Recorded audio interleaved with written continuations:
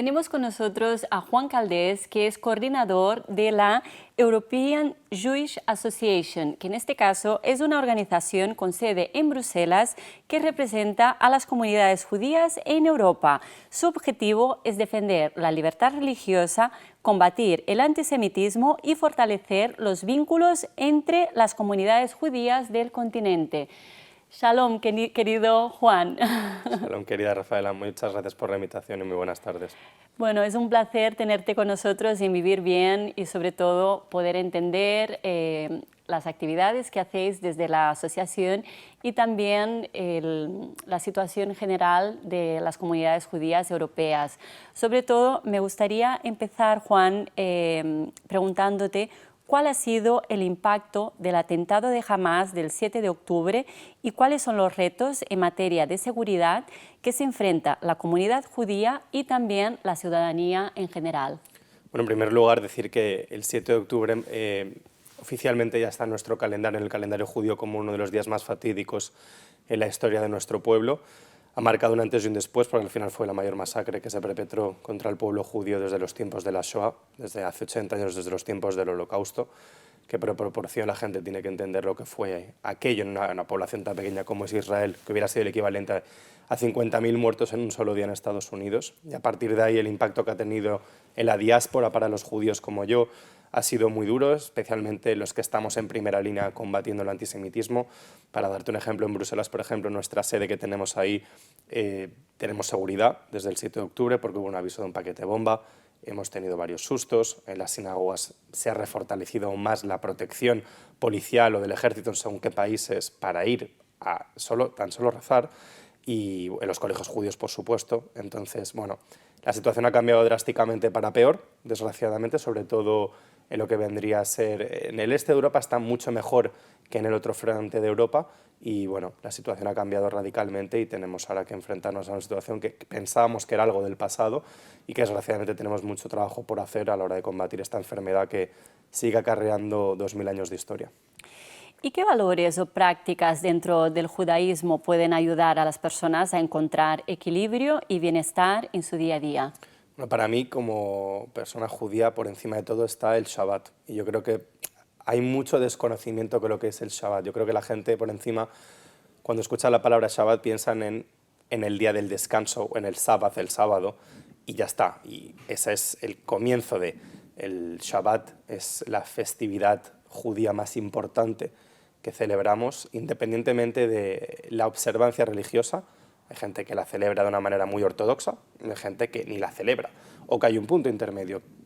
Yo estoy en el movimiento más conservador y tradicional y puedo decirte que esas 25 horas que dura el Shabbat es el momento más pacífico de la semana y además tenemos la oportunidad de hacer una cosa que a diferencia de otras religiones no existe, que es que celebramos esto cada semana. Independientemente de lo que esté pasando, hay 25 horas desde el viernes por la tarde hasta el sábado por la noche en el que desconectamos del mundo externo, del mundo exterior, en el que estamos trabajando todo el día, damos un paso atrás para volver a hacer un proceso de reiniciar la conexión con Dios, con nuestras familias respectivas, con la Keilah, con las comunidades, cuando vamos a la sinagoga a rezar, y con nosotros mismos. Y para mí es algo que nos dio Dios, que es algo que tenemos que seguir trabajando para defender, porque realmente es un lujo absoluto que le recomiendo a cualquier persona, aunque no sea judía, de poder experimentarlo alguna vez en su vida, porque realmente es un oasis de paz.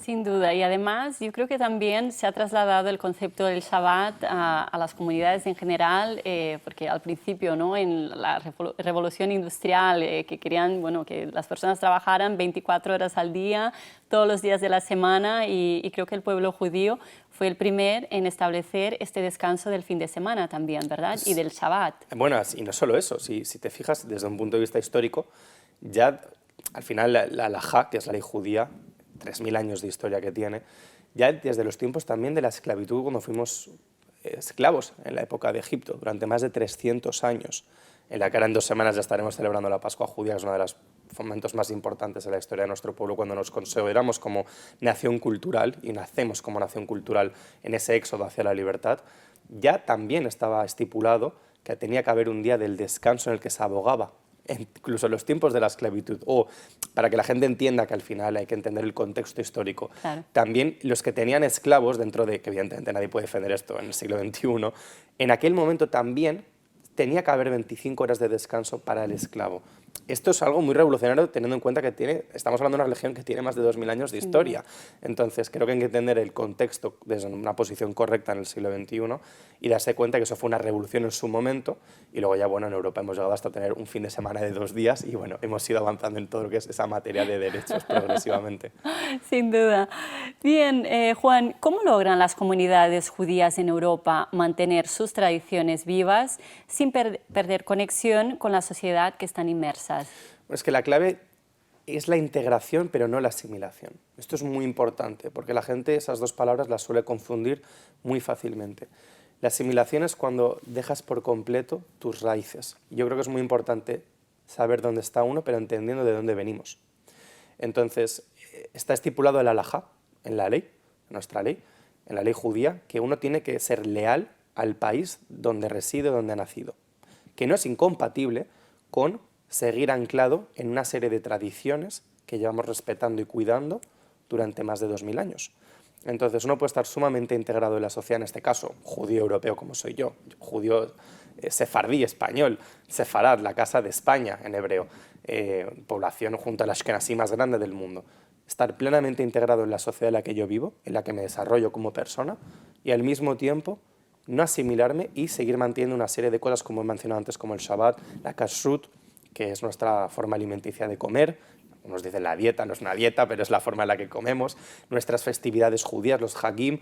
Entonces, es mantener un equilibrio estable entre la integración donde estamos viviendo en las sociedades, allá donde estemos en la diáspora, si no estamos en Israel, con el concepto de seguir anclados, respetando y cuidando nuestras tradiciones. ¿Y cómo fomenta la enseñanza de la historia, los valores y las tradiciones de las nuevas generaciones dentro de la comunidad judía en Europa? Eso va en función también, evidentemente, si hay colegio judío o no hay colegio judío. Porque, claro, la educación en un colegio judío, hay un currículum que evidentemente está integrado 100% con el panorama político o de la situación nacional de cada país, con la educación judía, que es lo que yo creo que es el right approach, right mindset, como decimos. Entonces, combinar los dos mundos, el de fuera con el de dentro, como lo decía antes con el ejemplo del sábado. Si uno no va a un colegio judío ya es distinto, evidentemente, porque es una educación totalmente más secular. Por eso yo creo que es fundamental que haya un equilibrio sano entre la familia, el concepto interno de la familia o de la laïcité francesa, que mucha gente habla y aboga, que yo creo que es correcto, de en el mundo exterior saber adaptarse, cosa que, por ejemplo, hay una minoría pequeña, que es la ultraortodoxa, que en según qué casos la Hagedim no ha sabido hacer correctamente, creo yo, por una mentalidad aún anclada en el mundo de los shtetls, que es otro tema que podríamos debatir otro día, y estar en el mundo presente, pero como he dicho antes, y vuelvo a decirlo una vez más que es importante, sin perder en ningún momento de tener en cuenta de dónde venimos. Así que la clave es en el sistema educativo poder encontrar un equilibrio sano, positivo y bueno en el desarrollo de los jóvenes para mantener y estar orgullosos de sus raíces, no con la cabeza agachada, que la historia de nuestro pueblo eso no ha servido para nada, y hay que ser valientes y hay que estar orgullosos de lo que somos, mientras que seguimos totalmente integrados en las sociedades de las que formamos parte. En cuanto a las prácticas y rituales del judaísmo, que has mencionado antes la observación del Shabbat, ¿cuáles podrían ser inspiradoras para quienes buscan conectar con su esencia o explorar nuevas formas de espiritualidad? Qué pena que tengamos tan poco tiempo porque en primer lugar, tenemos tantas festividades dentro del judaísmo que eso daría ya para un tema de por sí. Me gustaría hacer un hincapié con dos cositas. La primera, una vez más, hacer ese reenfoque con el Shabbat. El Shabbat, solo 30 segundos más, pero es que es muy importante. Mucha gente piensa que el Shabbat solo queda incluido para los que son judíos, y no es verdad. A la mesa del Shabbat estamos obligados a invitar siempre a la gente que evidentemente quiera formar parte de ese proceso. Entonces creo que es un momento precioso en el que judíos y no judíos pueden encontrarse y sobre todo para los no judíos descubrir algo tan esencial que lleva anclado 2000 años en la historia del pueblo judío. Fuera del Shabbat, yo creo que dentro de todas las festividades que, como he dicho, no son pocas, hay una que para mí en concreto es de las más bonitas e inspiradoras, que es la de Hanukkah. Y no es la Navidad judía, como mucha gente suele decir, porque suelen solapar o caer en el mismo mes de diciembre. No es la Navidad, no es el equivalente religioso para nada de la Navidad, pero tiene un mensaje muy bonito que en este caso es, desde un punto de vista histórico, la lucha por la preservación de la identidad, desde un punto de vista positivo, de cómo en aquel momento el pueblo judío contra los helenos se rebelaron en la tierra para mantener las raíces, que eso creo que debería hacerlo independientemente de cualquier persona, independientemente de la etnia, de la orientación sexual, o sea, estar orgullosos de donde venimos para defender lo que somos. Y yo creo que esa es una cosa que se podría exportar para cualquier persona que quiera acercarse a cualquier forma nueva o antigua de espiritualidad en el mundo en el que vivimos. Bueno, has mencionado la Hanukkah, que justamente el año pasado caía en Navidades también, ¿verdad? Así que a veces pues genera una cierta, bueno, un cierto desconocimiento, así que muy bien aclarado. Sí, no, el año pasado pasa muy poco. Suele pasar Sí. en el mes de diciembre, pero no en el 25 de diciembre. Claro. Y Hanukkah son 8 días, para aquellos que no lo sepan, y en el año pasado, justo el cuarto, el quinto día, o el primero o el segundo era, creo, Hanukkah comenzaba justo con la Navidad. Y bueno, es interesante porque hay gente que pone el árbol de Navidad y también pone la Hanukkah y el candelabro. Cada uno, pues evidentemente, escoge cómo lo quiere celebrar.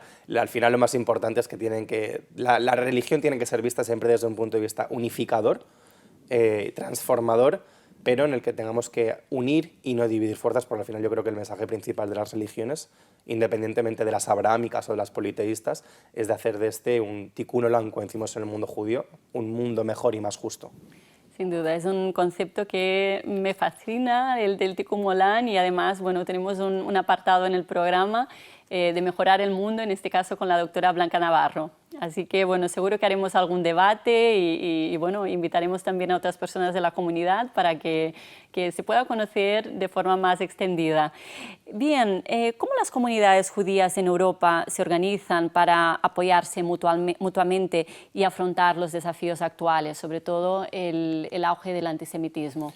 Bueno, primero, por encima de todo, 2 judíos, 3 opiniones. Es un dicho muy nuestro, que es que nos peleamos todo el día, pero de una manera sana, porque así nos lo indicaron nuestros sabios, y cuando estudiamos Torah, cuando hacemos las hebrutas y los shurim, como los llamamos, se promueve la pelea, pero desde un punto de vista intelectual para encontrar la verdad y la razón. Entonces verás que rara vez los judíos estarán de acuerdo en algo, suele pasar mucho, pero cuando hay un momento de verdad, de dificultad, sobre todo desde el 7 de octubre, hay un poder transformador en el concepto de Ahavat Israel, de la unión de Israel, y sobre todo de un concepto que para mí es el más bonito, que resume a la perfección que es nuestra religión, que es Kol Israel Ahavat Selaseh, que es al final que tenemos que estar, todos los judíos somos responsables los unos de los otros. No tenemos que estar de acuerdo en todo momento, pero tenemos que estar los unos para los otros, independientemente de la orientación política o de cuán religioso sea una persona. Por encima de todo está que todos somos Am Israel, que todos somos judíos, y al final todos pertenecemos a una misma familia y tenemos que estar los unos para los otros, aunque discrepamos y nos queramos matar de puertas adentro. Y de eso es lo más importante, que cuando haya un enemigo en común, poder saber unar fuerzas y poner a un lado todos los puntos de discrepancia que tengamos, que yo creo que eso es lo más importante, que cuesta hoy en día en un mundo tan polarizado y vivido como el que vivimos, que es saber encontrar puntos de nexo y de encuentro, decir, vale, ahora hay una ocasión excepcional en la que tenemos que poner todo eso aparte, encontrar el bien común y centrarnos en lo que realmente nos une. Sin duda, Juan, la unión hace la fuerza al final. ¿Algún mensaje que te gustaría dar para finalizar esta entrevista adicional? Pues que la gente pregunte y que sea curiosa sobre el judaísmo, porque en nuestro país yo creo que hay muchísima ignorancia. Yo vivo en Bruselas y en otros países de la Unión Europea, por proporción también y población mayor y de magnitud judía, hay mucho más conocimiento, y creo que España es muy triste como tuvimos en su momento la población judía más grande en la diáspora antes de la Inquisición, de la trágica llegada de 1492 con el edicto de expulsión, y a día de hoy se suele hablar del judaísmo en el pasado. Se suele hablar de los judíos muertos, ya sea de la Inquisición, ya sea de los tiempos del Holocausto, que es muy reciente, hace 80 años, pero no se vive del judaísmo presente. Y tenemos que hablar del judaísmo presente en el que habitamos como judíos, como yo. Y creo que el judaísmo desde nuestra casa tenemos que ser mucho más abiertos al mundo, porque creo que hay mucha gente dentro de las comunidades, sobre todo gente de otra mentalidad y gente más mayor, muy cerrada.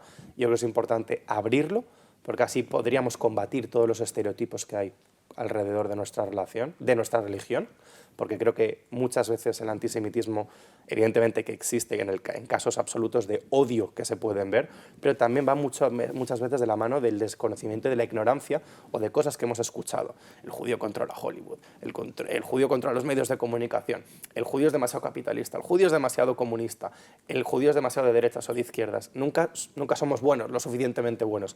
Y yo creo que para contrarrestar toda esa información es muy importante que, por nuestra parte, expliquemos qué es el judaísmo de puertas afuera, y también que desde la ciudadanía, que evidentemente eso es a través de programas educativos, se promueva mucho más una religión que al final está anclada en la historia de Europa para lo bueno y para lo malo, porque cuando hablamos de los valores judio-cristianos, todo empieza con la raíz, y la raíz es el judaísmo, donde está anclado todo.